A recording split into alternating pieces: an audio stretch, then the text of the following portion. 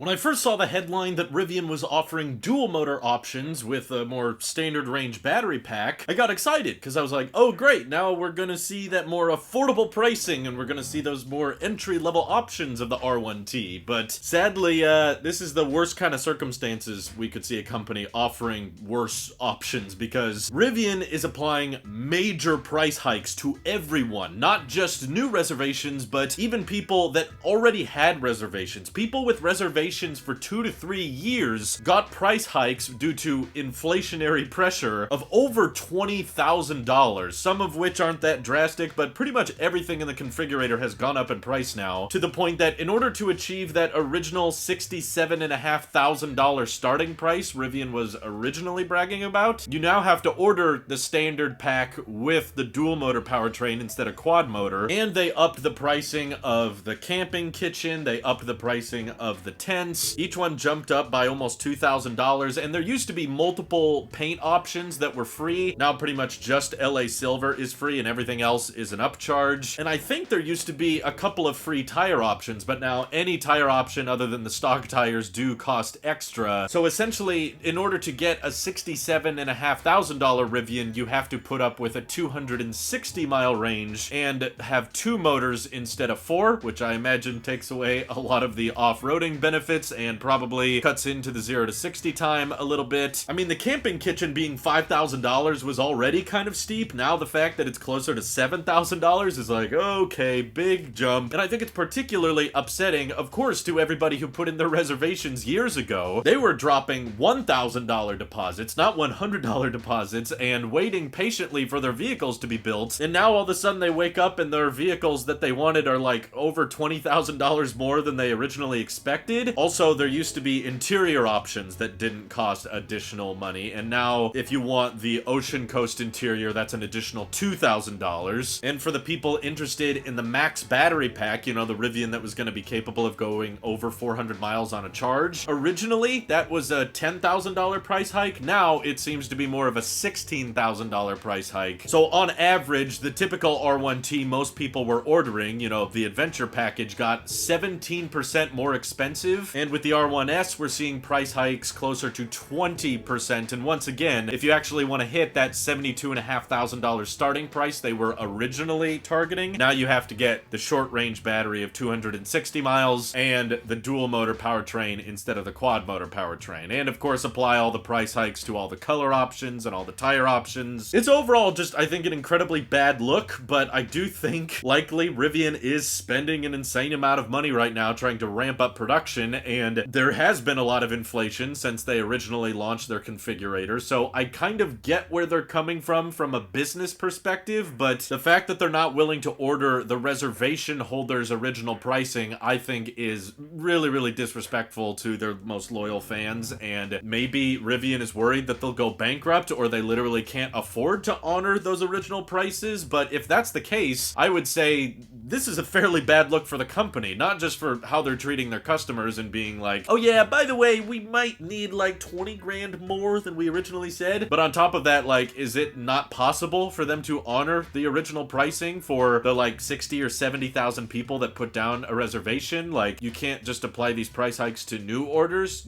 Like, will that drive you bankrupt? If this is the kind of price hikes required for them to stay afloat, then they need to seriously cut spending, cut all of these additional options that they probably can't afford to sustain anymore, and couple that with them trying to ramp the Rivian delivery van simultaneously. I hate reporting on this because this was kind of my worst fear. If you go back and watch all of the videos I've done in Rivian in the past few months, it's pretty much all surrounding like, I like the product, the truck is cool, I'm a fan of the interior, I'm a fan of the exterior, I like the practicality, and I love so much of what they designed, but I'm worried that they're not being smart with their efficiency. And that's not just talking about watt hours per mile, that's talking about how much money it's costing to operate the business. And I think instead of buying a whole nother factory plant in Georgia, it would have been much better to just honor the original pricing that people put money down years ago for and just deliver on those vehicles first. And if you want to adjust with inflation and have, you know, higher margins on these trucks, then okay, apply those higher prices to new orders. That'll definitely taper demand, and it will probably prevent your huge backlog of orders from growing. But, you know, in the past we were being told that, you know, Rivian wanted to eventually make cheaper models than the $67,500 one. Now we're finding out 67,500 is the cheapest model they're ever going to make. I don't think they're gonna make an R1T with a single motor or with a lower range pack. This is pretty much as cheap as it can possibly get, and I think the problem is Rivian had so many requirements and so many standard features that they wanted to include in the Explore package, and that's proving to be so complex. And as I talked about months ago, Rivian is going through production hell right now, and I think the realities of this production ramp are finally settling in for them, and they probably just had their accounting team come forward to the boardroom and just say, guys, we can't do this, because these types of price hikes I don't think are minor adjustments. This feels like an entire company business shift, and they have to be aware that they're gonna lose a ton of people, as I'm already seeing in Discord and on Twitter. A lot of people are canceling, a lot of people are backing out on these purchases, rightfully so. You can't just tell people that a vehicle is gonna cost a certain amount and then jump the price 20 grand and be like,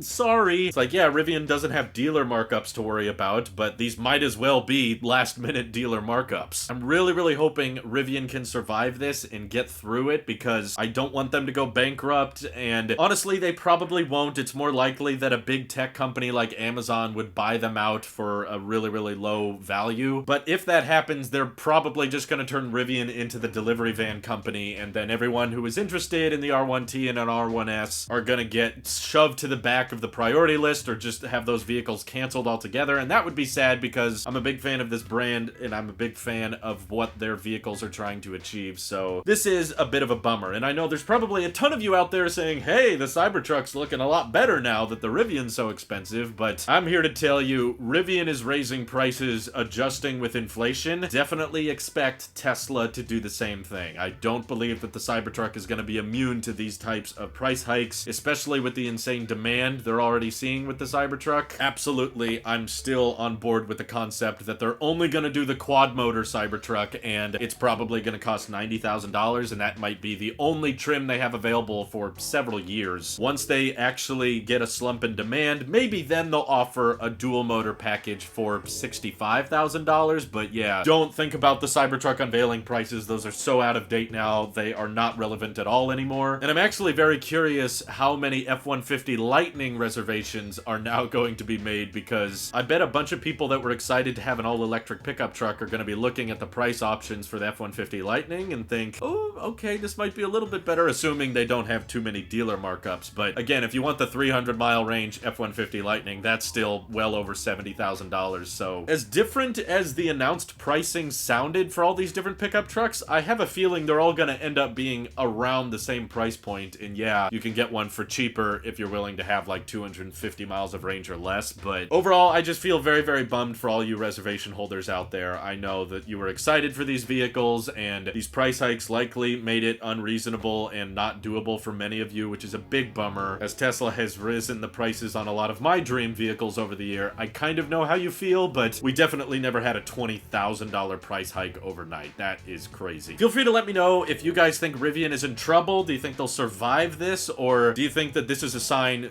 spending has gotten out of control and revenue is not high enough for the company to stay alive? Let me know all your theories down below. Thank you to everyone supporting the channel over on Patreon. It seriously helps us out a ton, as does just watching these videos, so appreciate that as well. Take care. Have a great day.